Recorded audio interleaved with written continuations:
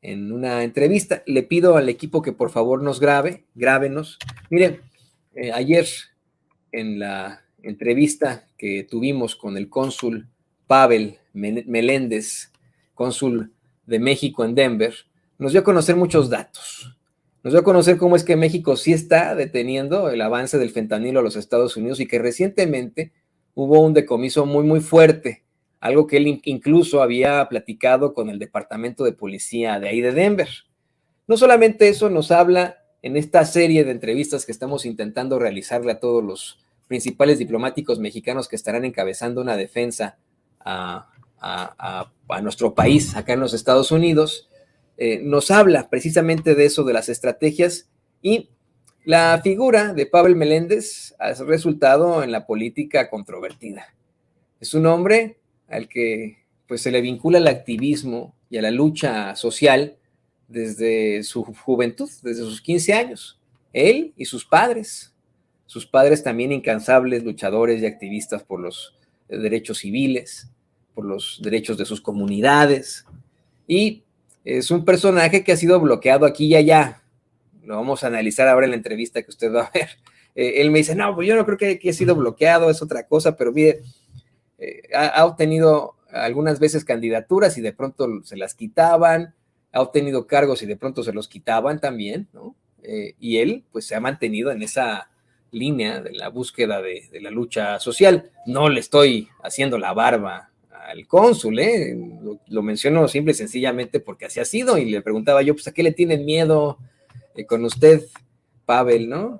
Eso nos platicó, nos dio una serie de planteamientos también sobre Felipe Calderón, nos habló de muchas cosas y sobre todo de cómo está apoyando y cómo van a apoyar abiertamente a los paisanos ahí en Denver y en las zonas aledañas, en los estados aledaños a Colorado.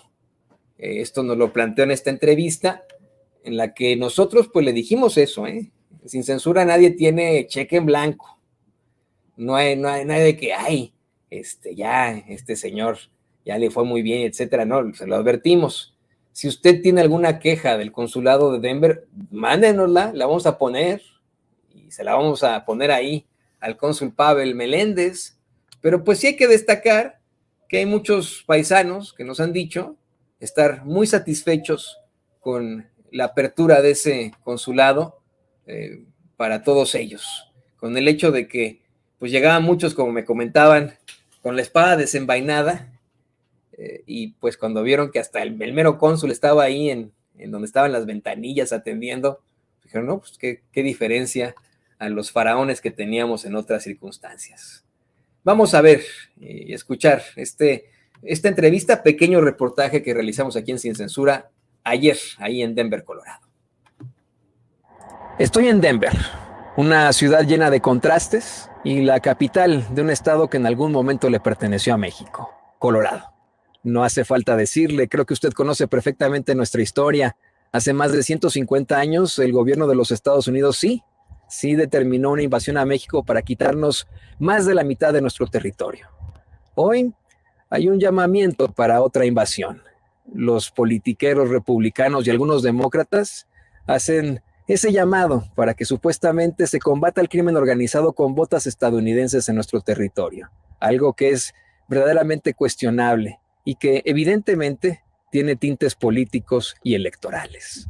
Es por eso que venimos a esta ciudad que pues tiene una gran cantidad de paisanos luchando, echándole trancazos a la vida para entrevistar al cónsul de México en Denver, Pavel Meléndez. Quiero agradecerle desde un principio que nos haya permitido venir hasta acá, abrirnos las puertas de la casa que tienen aquí el consulado, aquí en Denver, porque está muy enfermo y eso habla mucho de nuestros funcionarios, de nuestros servidores. A pesar de la enfermedad, pues bueno, aquí están listos para responder las preguntas, para estar con la gente. Bienvenido, Pavel. Muchas gracias, Antonio. Muchas gracias a Sin Censura y a mi amigo Vicente Serrano y a todos los que lo siguen. Pues mire, cónsul, hace un par de días fue mencionado en la conferencia de prensa mañanera una reportera de nombre Nancy Rodríguez, que es compañera también de nuestros espacios, dio a conocer que La gente está muy a gusto acá en Kansas, en Denver, incluso estoy pensando en mi tierra. Está muy feliz con su gestión. Dicen que ha abierto el consulado, pero que se ha enfrentado a ciertas problemáticas, a ciertas críticas. Primero, cuéntenos cómo llegó a abrir el consulado, si es algo difícil, porque usted tiene una larga trayectoria política pues vamos, es precisamente muy cercana al pueblo. Cuéntenos un poco de la apertura del consulado como lo plantearon en la mañanera. Primero, pues agradecer a Nancy que hizo la mención. Yo no tengo el gusto de conocerla, como pasa con Vicente, ahora que te conozco a ti, y la verdad eso me compromete más con el pueblo de México y con el señor presidente por haberse referido a mi persona. Lo único que hice es, al pie de la letra, cumplir la exigencia de nuestros migrantes y del presidente de la República. Te quiero contar que antes de poder llegar a Denver, tuvimos la REC, la reunión anual de embajadores y cónsules, y ahí el presidente en su discurso estuvo dedicado un tercio de su discurso a los cónsules de Estados Unidos. Eso habla, como yo ya lo sabía, de que la preocupación del señor presidente para atender a nuestros migrantes, y por eso cuando yo llegué aquí hablé con el equipo de servicio exterior. Quiero decirte que ellas y ellos son muy profesionales, me recibieron bien, igual que los trabajadores locales, porque hay historias y ya sabes cómo se estila en todos los consulados. Y la verdad, para mí fue agradable toparme con gente comprometida con México y que pudieran entenderme la nueva dinámica que yo traía. Ya a los 15 días ya estaban un poco cansaditos, pero lo más importante es que subimos el número de citas con el mismo número de personal y abrimos el consulado para que pudiera el cónsul estar cercano a la comunidad. Yo no sé, yo no puedo hablar de mis antecesores, no me gusta comentar nada malo de nadie, simplemente decir que mi estilo, como lo comparto con el señor presidente, pues es estar escuchando día con día, pues todas las preocupaciones de las personas. Ellos están enojados y con justa razón porque no hay citas o les cuesta trabajo sacar la cita. Aquí tenemos también el problema de la mafia, de la venta de las citas. Y entonces estamos dándole la vuelta al círculo, rebasándolos por la izquierda para que puedan tener una atención en el consulado. Y gracias a Dios la gente está respondiendo y yo me siento muy a gusto que el equipo también me está respondiendo.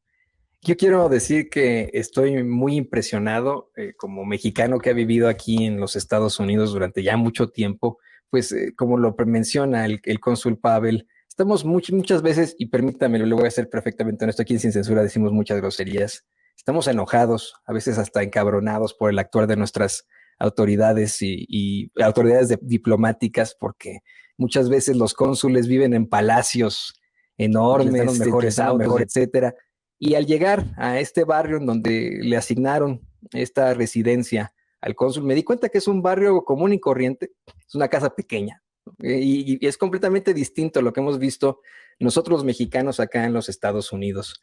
Detrás de cámaras, el cónsul me decía pues que él había solicitado que fuera una situación mucho más austera para pues precisamente tener esa parte. No sé si nos puede ampliar un poco sobre esto, cónsul.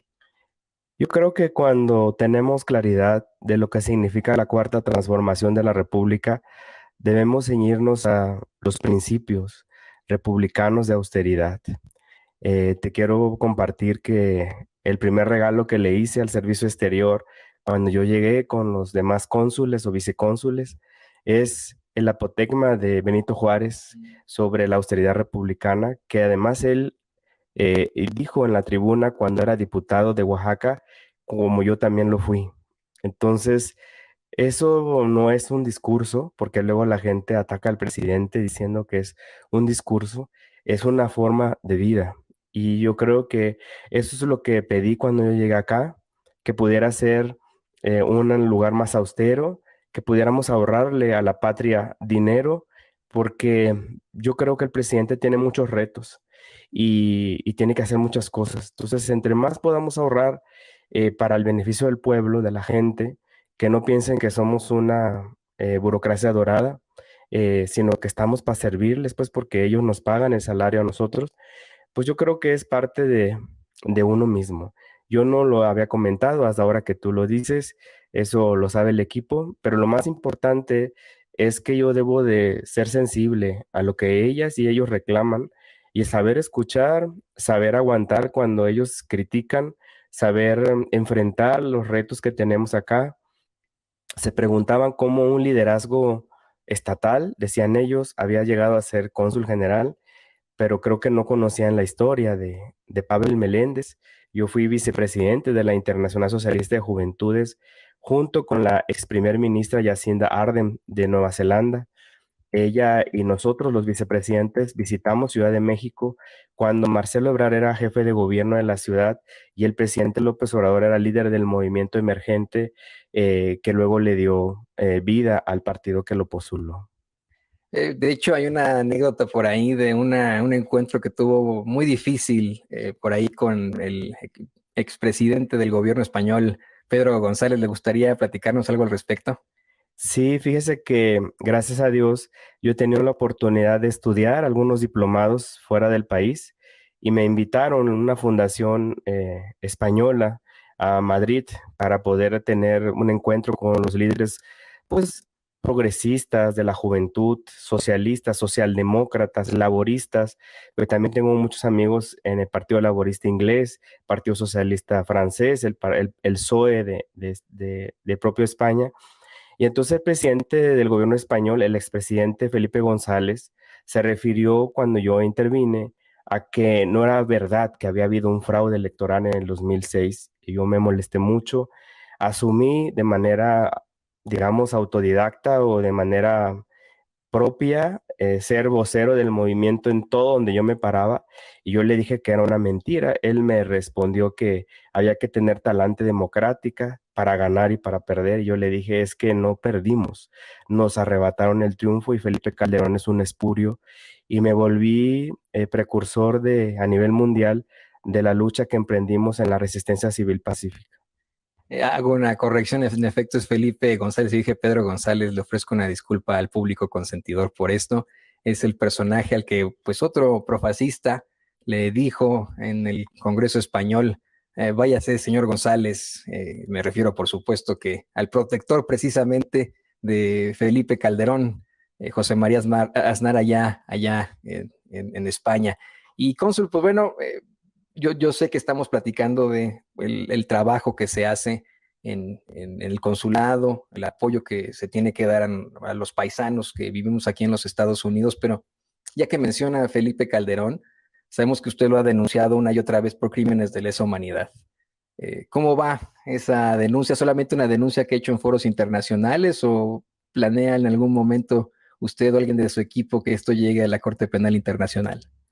No, francamente, en el momento que vivimos la resistencia civil pacífica fue un proceso duro para el propio presidente de la República, para todos nosotros que somos el equipo que venimos con él. Yo conocí a López Obrador en 1997, estudiaba la Facultad de Ciencias Políticas de la UNAM y me parece importante denunciar estos hechos, crímenes de lesa humanidad que ahora vemos con el juicio del señor Genaro García Luna, quedaron en evidencia de lo que ya sabíamos muchos mexicanos. Entonces la denuncia fue política en su momento. Ahora que yo soy parte del servicio exterior, pues no puedo opinar mucho de la situación política mexicana ni tampoco de los Estados Unidos por la ley del servicio exterior, pero sí creo que celebro que ustedes, que otros medios alternativos de comunicación le hayan dado seguimiento al juicio y que hayan cuestionado al propio abogado de cómo quería comprometer al presidente López Obrador en su estrategia de curarse en salud. El pueblo de México no es tonto, el pueblo de México está muy bien informado, ustedes ayudan mucho en eso y creo que no, ya no tienen escapatoria y el juicio de la historia los ha alcanzado. Bueno, pues esa es nuestra obligación, pero ahí estamos siempre para también servir a la comunidad como periodistas, que también somos servidores de la gente, con la verdad, con justicia. Cónsul, hay una directriz en estos momentos, hay una instrucción para que exista protección para nosotros los mexicanos acá en los Estados Unidos, para la defensa también de nuestro país ante el embate de varios politiqueros que como siempre nos utilizan como moneda de cambio los mexicanos y que muy cercano a las elecciones sacan propuestas verdaderamente estúpidas como una invasión a México. ¿Qué fue lo que le pidió el canciller Marcelo Ebrard para esta protección a los mexicanos que viven aquí en Denver, en las zonas aledañas, y para la defensa en México?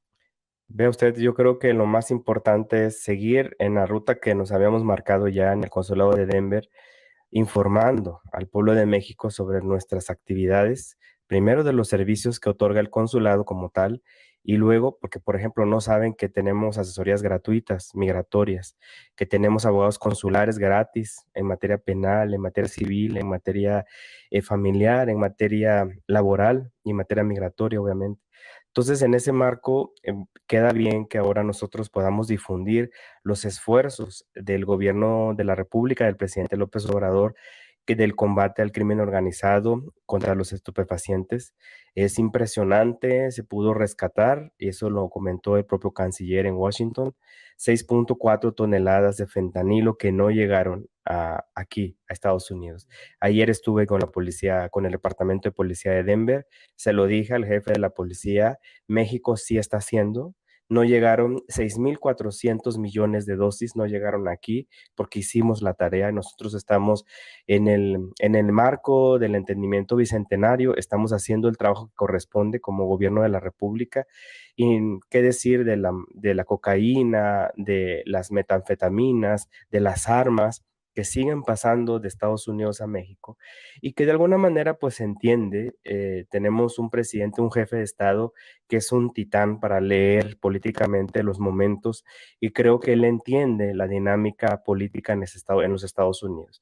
Vea usted, los adversarios del propio presidente y su política exterior le apostaban a pelearse con Donald Trump y no lo logró. El presidente demostró mucho talante, vino a la Casa Blanca, tuvimos un entendimiento cercano con el Partido Republicano en su momento.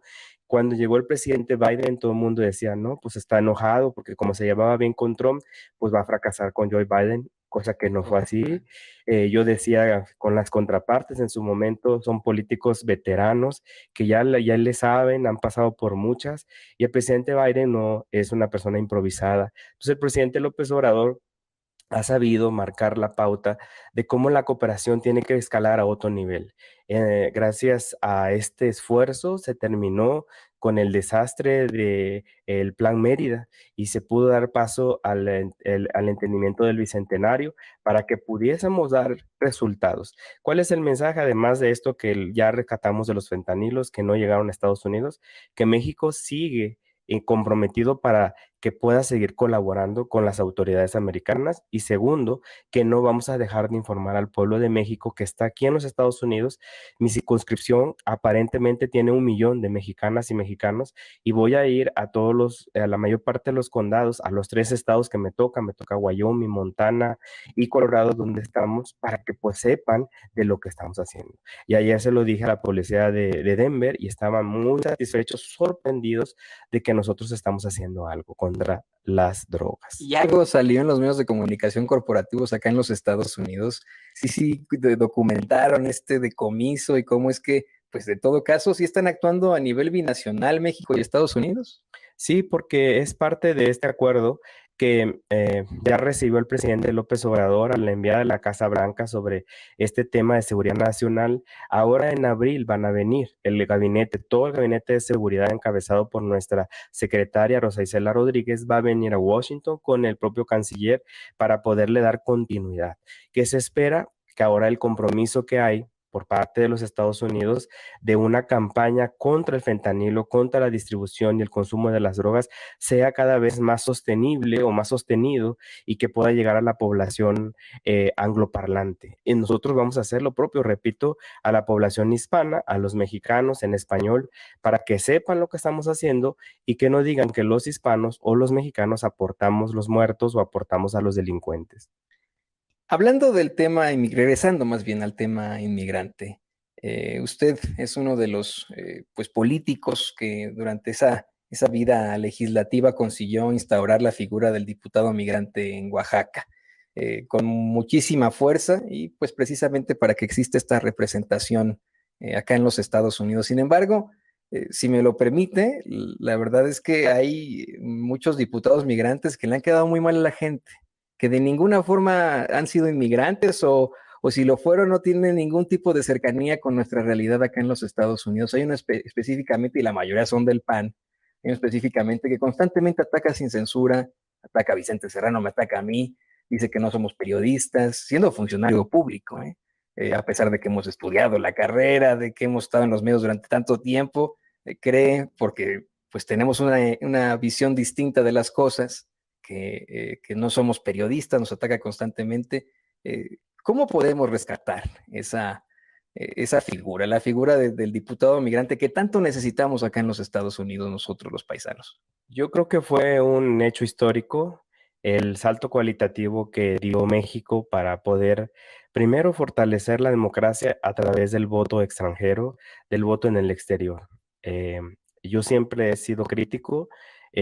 Bueno, mi formación es ciencias políticas y he estado estudiando otros procesos. He sido crítico como las diásporas, por ejemplo, de Ecuador, de Perú o de Bolivia también tienen mejor estructura para el voto en el exterior y México se había quedado rezagado. Entonces el salto cualitativo ayuda para que ahora por primera vez en la historia tenemos 10 diputados federales migrantes que representan no solamente la Unión Americana, sino otras partes, como el caso de la Ciudad de México que usted menciona, y que pertenecen a varios grupos parlamentarios. En Oaxaca, ¿de qué hicimos? Porque Oaxaca es el quinto estado receptor de remesas y expulsor de migrantes. Yo siempre, pues no presumo, sino siempre aclaro, fui presidente de la Comisión de Migración y Asuntos Internacionales de la Cámara de Oaxaca, de que nosotros somos un estado expulsor de migrantes, transmigratorio, porque pasan los hermanos centroamericanos, pero también somos receptor de migrantes. Cuando fundamos esa comisión, para mi sorpresa, hubo casi 11 cónsules que radican en la ciudad de Oaxaca, de 11 naciones diferentes. Eso habla de cómo están teniendo cada vez más, y aquí lo estoy notando, preferencias para irse a vivir a Oaxaca. Entonces, tenemos 2.5 millones de oaxaqueñas y oaxaqueños viviendo en la Unión Americana.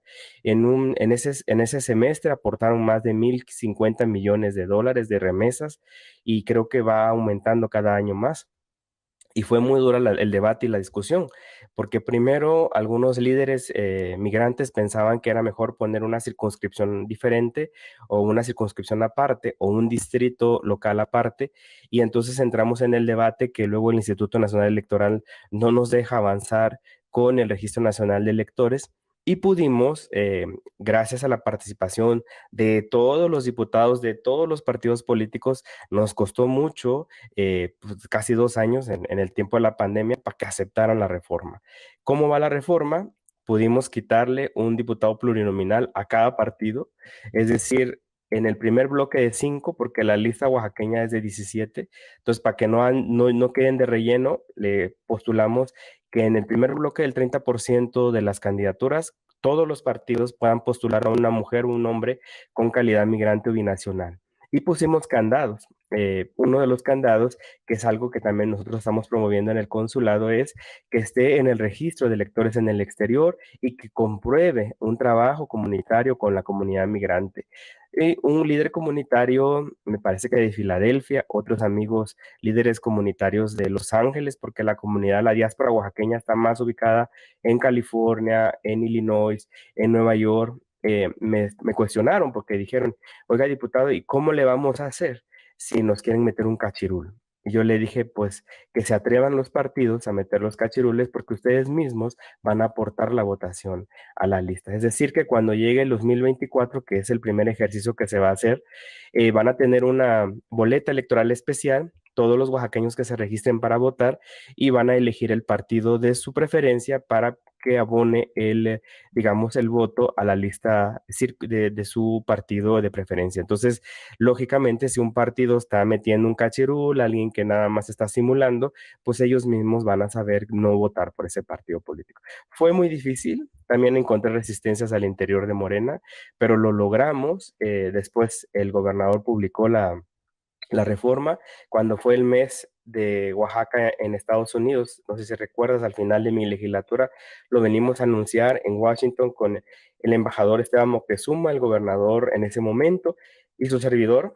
para que se sepa la comunidad migrante que eso ya se va a hacer en el 2024. No me lo dejaron hacer para el 2021, pero al menos ya queda. No es perfecta, es perfectible, yo lo entiendo, pero ya no se parte de cero. Y eso es lo importante, que ya tienen una base sólida de un representante que puede tener uno, dos o hasta tres diputados, no solamente un diputado en Oaxaca. Déjeme hacer un paréntesis para hablar precisamente de Oaxaca, de esta diáspora de oaxaqueños. Me imagino que muy pronto estaremos celebrando como fiesta nacional la Guelaguetza aquí en los Estados Unidos, en cualquier estado. Yo precisamente he tenido la oportunidad de asistir a muchísimas de las fiestas patronales de muchos pueblos de Oaxaca, aquí en Estados Unidos, en Illinois, como bien lo decía aquí el cónsul Pavel. Pero esto usted decida si no lo responde aquí sin censura. Usted tiene una trayectoria larga de más que en la política, en la resistencia social. Eh, pues tiene una historia muy interesante en cuanto a sus estudios, su familia, su padre. ¿Le gustaría elaborar sobre su vida en Oaxaca, sobre su padre, sobre las razones por las cuales buscó usted llegar hasta estos momentos de representación a la gente? Se lo pregunto porque tengo una cuestión más adelante sobre lo que ha pasado con su vida política. Sí, es algo complejo de contestar. Yo creo que todos somos producto de una historia. La historia personal del cónsul Pavel Meléndez, pues no la escribí yo nomás. O sea, fue la familia, de una familia muy unida en el istmo de Tehuantepec. La otra parte de mi mamá es de Chiapas, por ejemplo. O sea, estuve que entre los dos estados conviviendo siempre. Estudié la preparatoria también allá. Entonces, cuando llego a Ciudad de México, me encuentro en el movimiento, me tocó la huelga de la UNAM, el movimiento del 2000, cuando querían privatizar la universidad. Y eso me puso a reflexionar que el legado que había dejado mi señor padre, que en paz descanse, como fundador o cofundador de la Coalición Obrero Campesino Estudiantil del Istmo, la COSEI, que en su momento fue uno de los primeros gobiernos de izquierda en el Istmo de Tehuantepec. Él iba a ser ese año que murió en el 85 candidato por el PSUM, alcalde en Ciudad Ixtepec, de donde nosotros somos. Y toda esa historia me decían los mayores, oye, no puedes traicionar el legado de tu papá, no puedes traicionar la lucha, la congruencia política. Y después de que pasaron los años, yo encontré en la figura del licenciado López Obrador esa congruencia que yo buscaba. Y entonces no titubeé y seguí la pista. Lo primero que hicimos es en el 2000 tratar de hacerlo jefe de gobierno, que por poco y perdemos en el año 2000. Y luego ya en el 2006, yo mismo fui funcionario del gobierno de la Ciudad de México cuando él fue jefe de gobierno. Y después en el 2006 a luchar, que fue lo que hablamos ahora de la impronta que tuve con el expresidente Felipe González, porque fue una atrocidad lo que sufrió el país, un retroceso. Y por eso ahora el debate de la reforma del Plan B me parece realmente muy hipócrita para algunas personas que en ese momento con el 0.5% estaban, pero digamos, no les importaba matar a nadie y no les importaba dejar al país ensangrentado. Al cónsul lo han bloqueado muchas veces desde que estuvo en el PRD, lo han bloqueado en sus candidaturas, lo han bloqueado ya siendo candidato de algunas situaciones que buscaba él en la política. Y ha sido bloqueado también en Morena, hay que decirlo con todas sus letras. Recientemente no pudo precisamente ser reelecto en su cargo como diputado. Y ha sido, le digo yo, usted revise la historia del cónsul Pavel, pues bloqueado una y otra vez. ¿A qué le tiene miedo, Pavel? Pues yo no lo veo como un bloqueo sistemático, yo lo veo como parte de la dinámica normal de la política partidaria. Eh, Tiene uno que tener los pies en la tierra, primero porque uno tiene la facilidad o quiere uno aportar un granito de arena a la transformación. Eso fue gracias a llamado del presidente López Obrador. Fui el primer candidato a diputado federal por el distrito de Tehuantepec, en el Istmo. Me tocaba Salina Cruz, que por cierto, aunque yo perdí la elección en el 2015, mi vecina sí ganó, que es Rocío Nale, en el norte del Istmo. en Coatzacoalcos, pues, y nosotros sí ganamos la ciudad de Salina Cruz y otros pueblos por los petroleros, porque estaban hartos de la política tradicional. Entonces, las dinámicas políticas y dentro de los partidos se da de una manera sui generis. Hay liderazgos fuertes en los estados, en las regiones, y a veces no necesariamente comparten la visión que uno tiene de hacer política al ras de tierra. Yo tengo que tener, y lo digo con mucho orgullo, nunca entregué una despensa para poder pedir un voto. No me parece adecuado.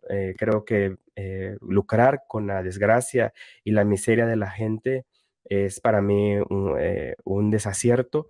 Eh, si viste mi mensaje cuando estuve en mi primer mensaje a la comunidad aquí, yo digo, yo vengo del México profundo. Entonces, cuando no te olvidas de tus raíces, pues cuando llegas a un cargo, pues lo menos que tienes que hacer es saber responder a esa demanda social. Como diputado estatal, que fui vicepresidente del Congreso, vicecoordinador, vocero y luego presidente de las comisiones que te comento, traté de dar mi mejor esfuerzo. Después el partido me pidió que me anotara a las federales porque ese fue el mandato del movimiento, porque te digo, en el 2015 fui federal y en el 18 también, pero ahí en el acomodo de la coalición me rebotaron a la estatal. Yo pues tuve que disciplinarme porque lo más importante para mí es que el presidente ganara la presidencia de la República, no yo como diputado. O sea, eso era secundario, y yo creo que lo importante era disciplinarse, aportar lo que tenía yo que aportar. Y en el 2021 gané la encuesta a diputado federal, pero prevaleció el acuerdo de ellos para la reelección de los diputados federales y yo me discipliné. No quise meterme en ningún problema. Tienen todos mis respetos los dirigentes nacionales del movimiento y me retraje y el señor presidente de manera muy atinada, justa diría yo, me invitó a seguir contribuyendo a la cuarta transformación y para él y para mi formación política y académica, este era el mejor lugar para poder defender a México. Cónsul, si llega una persona a su consulado y exige que le abran las puertas, exige que lo escuchen ante pues años, décadas, a veces mucho más de ser ignorado, ¿qué le diría usted en estos momentos? Bueno, como ya había comentado, nosotros tenemos que ser empáticos con la comunidad. Tenemos que entender los años de abandono que ellos se sienten. Ellos me han contado historias y creo que lo más importante es que ahora en el mandato del presidente López Obrador y del canciller Marcelo Ebrard podamos abrir las puertas para que ellas y ellos se sientan atendidos. Claro está de que lo debemos hacer con orden para que podamos atenderlos bien y no a la carrera o atropelladamente. Y por eso cuando alguien recurre al consulado, primero con un tema de protección, lo canalizamos a un número que ahorita te lo voy a proporcionar de emergencias para que puedan nuestros abogados darle la asistencia jurídica necesaria.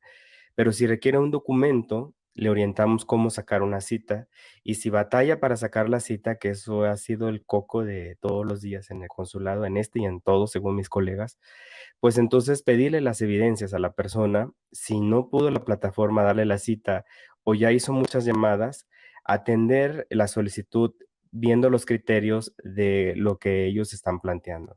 Siempre las emergencias se atienden debidamente justificadas porque hay emergencias médicas, de que muere algún familiar en territorio mexicano, de que tienen un vuelo muy próximo por alguna emergencia de salud o de familiar y siempre los atendemos. Yo lo que digo, qué es lo que hago yo ahí todos los días, aunque no es, digamos, algo que está escrito en el manual, yo bajo al área de público, atención al público, 3, 4 veces al día a dar una plática informativa a todos los ciudadanos. Y ahí se me acercan, ahí se quejan conmigo, ahí lloran conmigo, ahí me cuentan, ahí me confiesan que compraron una cita, ahí me cuentan todo y me entero también de cómo el equipo los está tratando, porque yo estoy pendiente de que el equipo de ventanillas, que es, digamos, la atención al público, sea empático y que sea amable, que sea, digamos, afable con la gente, porque a veces tenemos paisanos broncos, paisanos que como me tocó un señor que te cuento, me dijo, oiga, yo venía con la espada desenvainada y al momento de entrar acá y vi cómo me trataron, me bajé la guardia. O sea, y me voy agradecido y me voy agradecido no solamente de usted, porque ya me vio al último, sino agradecido por las chavas de las ventanillas, la gente que me atendió, la amabilidad. Todo eso creo que es parte de la mentalidad que tiene que ir cambiando, porque si no, no tendría razón un consulado. O sea, estamos ahí para darle sus documentos a la gente. Es nuestra obligación y es su derecho de ellos tener una identidad. Yo le digo luego al equipo que a veces hasta le salvamos la vida a alguien. Y hemos visto casos de que por no tener una identificación, un ID, una matrícula consular, un pasaporte, los corren de la casa, de los caseros, no hacen un trámite, no pueden tramitar alguna licencia de conducir, no encuentran un trabajo. Es decir, esa empatía es la que todos los días trato de recordarle al equipo y que yo mismo también me lo recuerdo cuando alguien me reclama, a veces sin motivo aparente, pero sí los termino comprendiendo porque son años de abandono. ¿Cómo van a enfrentar el problema de la venta de las citas aquí en el consulado de Denver? Vuelvo a repetir, todos los consulados tenemos ese flagelo. Es algo muy difícil de poder, digamos, sortear. Primero, porque no estamos seguros cómo funciona la red de traficantes de citas. En algunas tiendas donde venden productos mexicanos ya hay números, en el Facebook hay números y la gente te lo dice. Lo primero que tenemos que hacer es simplificar la forma en que saquen la cita. Y lo segundo es que cuando ellos necesiten una cita, atenderlos para que no terminen recurriendo a la venta ilegal, que a veces me han tocado que me dicen desde $25 hasta $150 por la cita cuando son gratuitas. Pero yo me he percatado de que muchos paisanos no están acostumbrados a usar la tecnología. Entonces tenemos que instruirles, orientarles cómo hacer las citas en la plataforma Mi Consulado, que es muy sencilla, y cuándo la hacemos. Denver libera cada martes 500 citas nuevas, liberamos también el fin de semana, pero sobre todo los martes liberamos 500 para los subsecuentes días y que ellas y ellos puedan recurrir. Comento con mis compañeros del consulado, ellos no van al consulado porque quieran ver a Pavel, o no van al consulado porque quieren de adorno un pasaporte, es porque lo necesitan y es porque es una, digamos, una necesidad. Entonces, hay que ser empáticos siempre con eso. Y poco a poco, tal vez no logremos erradicar al 100% ese tráfico, pero poco a poco nuestro papel va a ser ir acotando ese sentido de que no hay quien nos atienda y recurren más fácil un teléfono. Los teléfonos del consulado, Pavel, ¿cuáles serían? Si tenemos un teléfono de emergencia 303-667-8657, lo vuelvo a repetir, 303-667-8657 es un teléfono de emergencias por si usted está en algún problema legal, jurídico, migratorio, de alguna situación que se ve usted involucrado, nos puede buscar ahí. Ese no es el teléfono de las citas, aparte es un teléfono porque el centro global de llamadas está en otro lado, no está en Denver, pero nos pueden mandar un correo electrónico a infodenver, lo vuelvo a decir, infodenver@sre.gov.mx, infodenver@sre.gov.mx. Por cierto que es Gov con B de burro o B grande, Sí, porque es B labial, ha habido mucho de eso, me han dicho que la gente lo pone como acá en Estados Unidos que con V, no, es con B de burro, B de grande, B labial. Cónsul Pavel Meléndez, le voy a decir lo que le estamos diciendo a todos los funcionarios que vamos a estar, funcionarios diplomáticos que vamos a estar entrevistando. En Sin Censura nadie tiene carta abierta, nadie tiene un cheque en blanco. Si llegan a haber críticas de la gente, las vamos a comunicar y las vamos a pasar en nuestros espacios. Y nosotros, si llega a haber algún tipo de irregularidad, lo vamos a decir. Y pues bueno, nos dio muchísimo gusto tener esta entrevista con usted aquí en su casa. Quiero repetirle, está muy enfermo, el cónsul tiene un catarro duro de esos buenísimos, pero aquí nos atendió con muchísimo gusto. Y lo atendió usted, público consentidor, que quiere saber qué es lo que está pasando con los consulados. No sé si quiera cerrar con algo. Muchas gracias, Antonio. Muchas gracias a Sin Censura, a Vicente Serrano, y decirles que estamos abiertos para la difusión que ustedes nos ayuden para poder mejorar el servicio. Por supuesto, las críticas serán bienvenidas y estamos a la orden del pueblo de México, de nuestra diáspora, y que, como lo dije en el City Hall de Denver cuando fui mi reunión con la comunidad, tenemos que hacer latir el corazón de México en los Estados Unidos, pero bien. Y esa es parte de la encomienda del presidente López Obrador. El cónsul de México en Denver, Pavel Meléndez, en Sin Censura. Y bueno, quiero agradecerle a Pavel por sus generosas palabras hacia Sin Censura, como ustedes han escuchado en esta entrevista, que nuevamente digo, como lo dije ayer con la entrevista a la cónsul de Kansas City, pone a Sin Censura 2 pasos adelante de los medios de comunicación tradicionales gracias a la convicción de Toño. Este trabajo que hace Toño no es enchilame otra, ¿eh? Yo quiero reconocer que aquí está, al pie del cañón, Toño, desde muy temprano. Viajó ayer, después del programa, buscó al cónsul, hizo la entrevista, regresó en la madrugada y aquí está. Sigue trabajando para usted. Y eso lo tengo que reconocer, Toño. La gente tiene que saber lo que hay muchas veces detrás de presentar este trabajo. Mira, hasta sonríes, cabrón, y me imagino que no has dormido una sola hora. Llegaste del aeropuerto directamente a producir con don David el previo de la mañanera y las noticias más importantes. Y antes nada más de saludarte, Toño, decirle a Pavel que obviamente nos caemos bien, que obviamente agradezco su generosidad por cómo se expresa de ti, de Sin Censura, de tu servidor, pero suscribo lo que dice Toño y creo que será la firma de todas las entrevistas con los cónsules. No tienen cheque en blanco y si la gente critica, si la gente se queja, nosotros seremos los primeros en publicar esas quejas y obviamente hacerle llegar esas críticas, esas cosas a los cónsules directamente. No sé para dónde apunta el guarache próximamente, Toño, pero estará recorriendo los diferentes consulados, más de 50 consulados de México alrededor de Estados Unidos. Y bueno, excelente trabajo, Toño, te saludo con mucho gusto. Te saludo con mucho gusto, Vicente, y una vez más quiero insistir en eso, pues es nuestra chamba, es nuestro deber, y no importa, por eso nos rentamos, esa es nuestra realidad. Fíjate que desde un principio, eso me lo advertían desde la carrera, ¿no? Que no íbamos a dormir, que iba a ser peor que medicina, no se los creí, es verdad.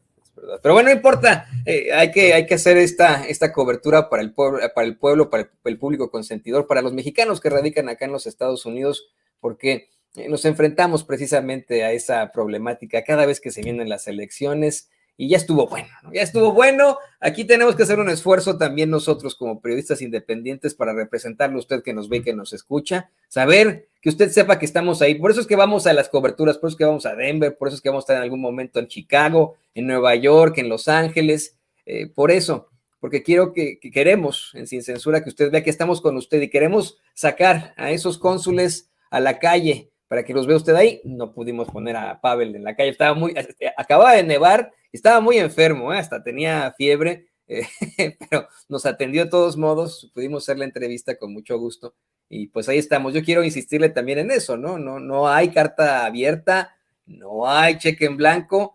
Si usted vamos a estar anunciando las próximas entrevistas y si usted tiene alguna queja de alguno de los consulados, mándeselas a Ceci ayer los chats, mándeselas a Madame Kika los chats, ella siempre está retomando todas estas quejas y en la siguiente entrevista con la cónsul que yo vaya, le voy a decir, oiga, pero es que fulanito de tal dice esto, el paisano tal dice esto, para que nos pueda responder al respecto. Y para nada, Vicente, aquí seguimos con mucho gusto. Hay que echarle trancazos a la vida, recordándole al público consentidor que mañana aquí también estaremos para la cobertura de la marcha por la expropiación petrolera. Vamos a estar desde muy, muy temprano, desde las 11 de la mañana, hora del centro de México, 12 del día, hora del centro de los Estados Unidos, hasta que el cuerpo aguante.